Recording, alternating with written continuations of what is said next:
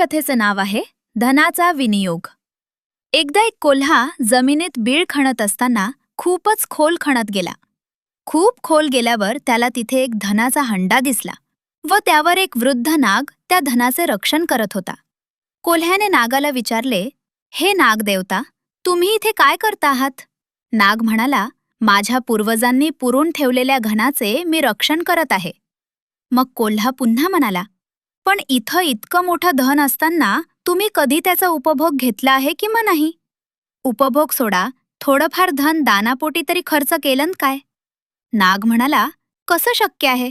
हे धन कमी होऊ नये म्हणून तर मी स्वतः या धनाचे रात्रंदिवस डोळ्यात तेल घालून रक्षण करत आहे.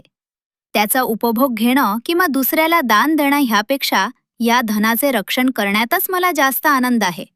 हे ऐकून कोल्हा नागाला म्हणाला, मग नागदेवा, तुमच्या असल्या या श्रीमंतीपेक्षा मी गरीब आहे तोच बरा. ज्या धनाचा उपभोग घेतला जात नाही व ज्यातून दान केले जात नाही अशा धनाचा काय उपयोग? तात्पर्य: ज्या धनाचा योग्य विनियोग न होता केवळ संचय केला जातो त्या धनाचा मनुष्य मात्राला काहीच फायदा नाही.